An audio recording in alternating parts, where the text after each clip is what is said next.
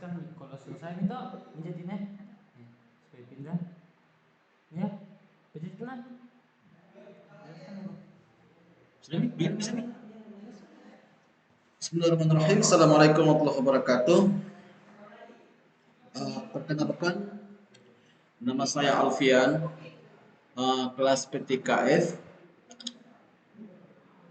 kuliah di Universitas Negeri Makassar di Fakultas Jurusan Teknik JTK atau bisa disingkat dengan Jurusan Teknik Informatika dan Komputer. Nah, terima kasih.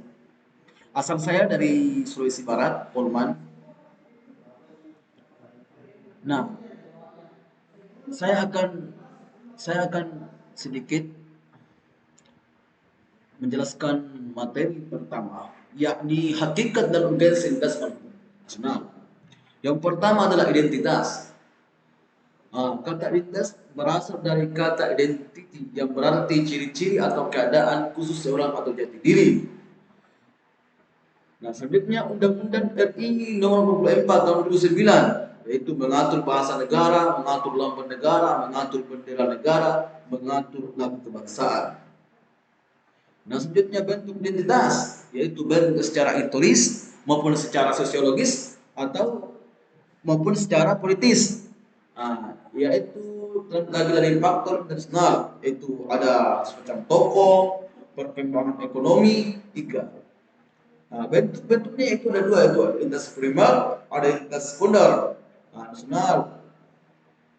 Dalam konteks ini, identitas nasional lebih dekat arti jati diri, ciri-ciri atau karakteristik, perasaan atau keyakinan tentang kebangsaan yang membedakan bangsa Indonesia dengan bangsa yang lain.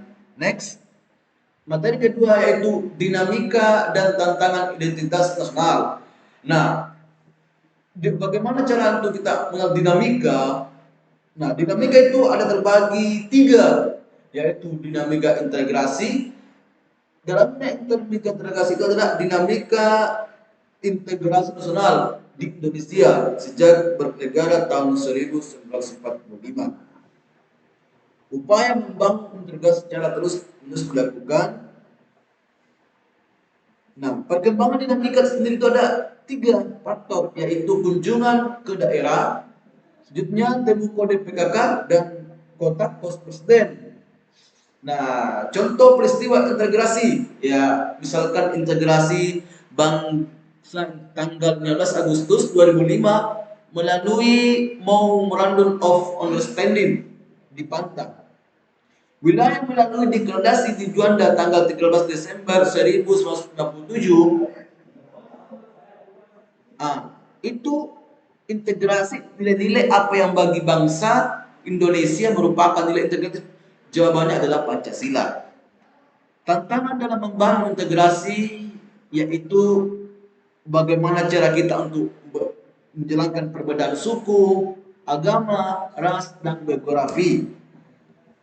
Nah, jika integrasi itu menyeratkan adanya keterpaduan, kesatuan, dan kesepakatan atau konsensus, disintegrasi menyeratkan adanya perpecahan, pertentangan, dan konflik.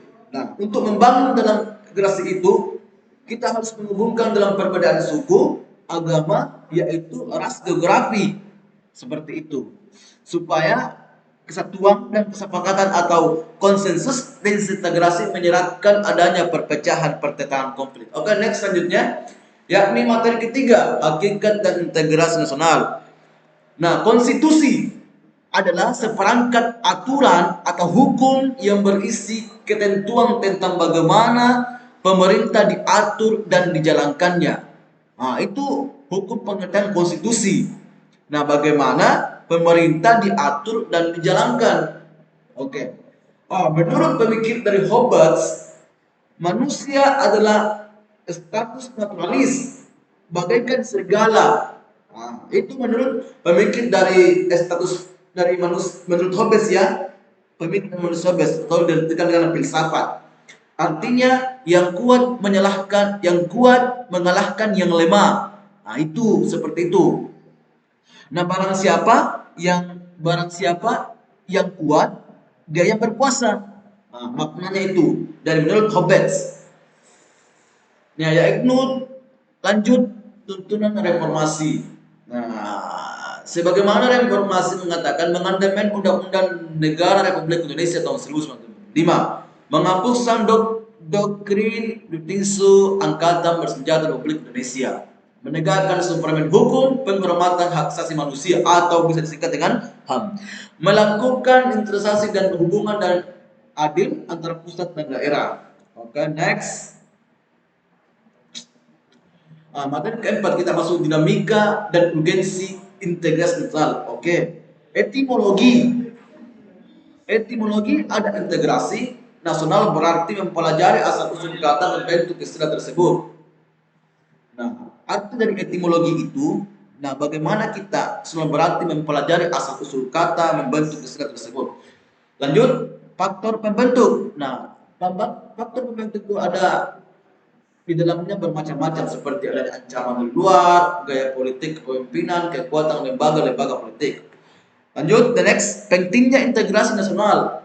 Nah, identifikasi fenomena gambaran umum, fenomena peristiwa alam yang akan dibahas, rangkaian kejadian pada bagian ini dijelaskan tentang penyebab dan akibat yang ditimbulkan fenomena tersebut. Nah, lanjut, pentingnya integrasi nasional. Oke. Identifikasi fenomena peristiwa alam yang akan dibahas, rangkaian kejadian pada bagian ini dijelaskan. Nah, dalam dinamika urgensi integrasi nasional menjelaskan bahwasanya ada integrasi bangsa, wilayah, nilai, elit massa, dan tingkah laku perilaku yang tergarap. Oke, lanjut dari materi selanjutnya yaitu materi kelima, hakikat dan konstitusi negara Indonesia. Nah, fungsi konstitusi yakni membatasi kekuasaan pemerintah agar tidak terjadi kewenangannya. Itu fungsi konstitusi. Nah, contohnya kita sebagai mahasiswa bila mana ada salah satu perkataan para pemimpin yang misalkan tidak bertentangan dengan undang-undang dasar, kita sebagai masyarakat bisa membela diri. Seperti itu. Nah, lanjut lagi sebagaimana untuk tujuan konstitusi.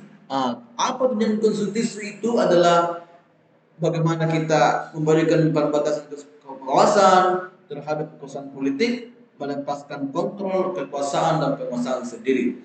Nah, adapun jenis-jenis konstitusi tertulis, konstitusi tidak tertulis, konversi. Sifat-sifat konstitusi adalah fleksibel, rigid. Okay. The next, materi ke-6. Dinamika dan tantangan konstitusi negara Indonesia.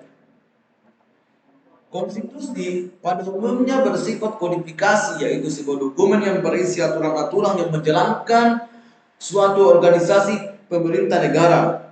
Adapun tujuannya konstitusi itu adalah bagaimana membatasi kekuasaan pengusaha agar tidak bertindak sewenang-wenangnya, melindungi hak pedoman penyelenggara negara. Kita sedikit mungkin sejarah pengembangan konstitusi negara Indonesia, bagaimana sejarahnya sehingga sampai sekarang konstitusi itu bisa berkembang di negara kita, yaitu negara Indonesia ini. Pada tahun Undang-Undang Dasar tahun 1945 yang mana berlakunya sejak 18 Agustus tahun 1945 sampai 27 Desember 1949. Konstitusi Republik Indonesia Serikat yang lazim dikenal dengan sebutan Konstitusi RIS, yakni dalam kurun 17 Desember 1945, 17 Agustus 1930. Nah itu Undang-Undang Dasar tahun 1950, 17 Agustus 1945, Undang-Undang 19 amandemen yang merupakan pemberlakuan kembali konstitusi pertama Indonesia dengan masa berlaku sejak dekret Presiden tahun 1999 sekarang. Nah, adapun nilai-nilai konstitusi yaitu nilai normatif, nilai semantik, nilai nominal. Jenis-jenis konstitusi adalah konstitusi tertulis, konstitusi tidak tertulis. Next. Sekian dan terima kasih. Cukup sekian dan terima kasih. Itulah yang tadi yang saya sempat paparkan. Semoga ada manfaatnya bagi semua, dan terutama dari diri saya pribadi. Wabillahi taufiq wal hidayah. Wassalamualaikum warahmatullahi wabarakatuh. Sekian dan terima kasih.